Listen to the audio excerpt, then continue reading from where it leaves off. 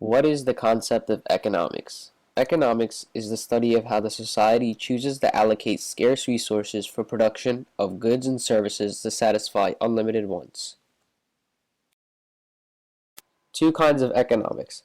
Microeconomics, the study of economic units such as firms, industries, and individuals, while macroeconomics is the study for the large economy as a whole thing and big picture. The difference, microeconomics looks at individual pieces of the economic puzzle, while macroeconomics fits all the pieces together to look at the big picture.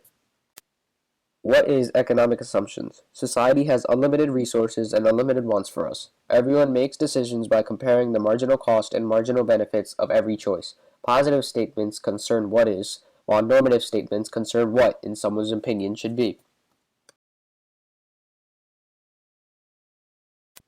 Every society must answer three questions. What goods and services should be produced?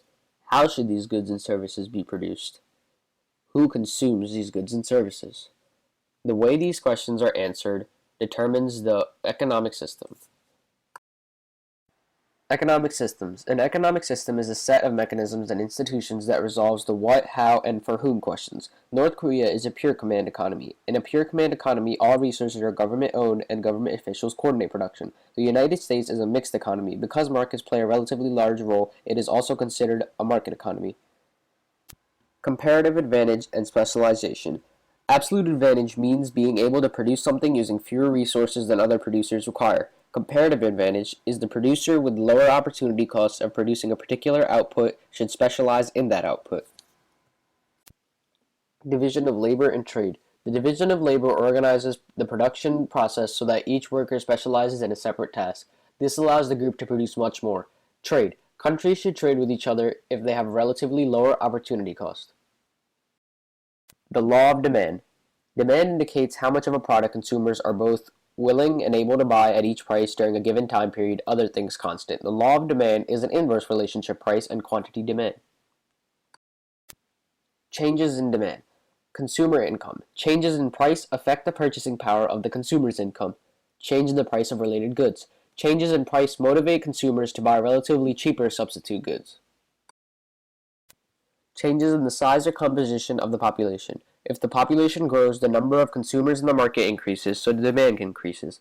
Changes in consumer expectations. A given demand curve is consumer expectations about factors that influence demand. Changes in consumer tastes. Tastes are assumed to remain constant along a given demand curve. Supply. Supply indicates how much of a good producers are willing and able to offer for sale per period at each price, other things constant. The law of supply says that the quantity supplied is usually directly or positively related to its price.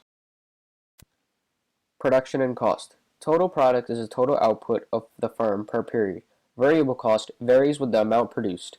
A fixed cost is one that does not change in the short run, no matter how much is produced. A firm must pay a fixed cost even when nothing gets produced.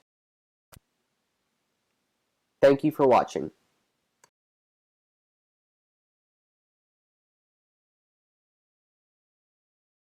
Created using Powtoon.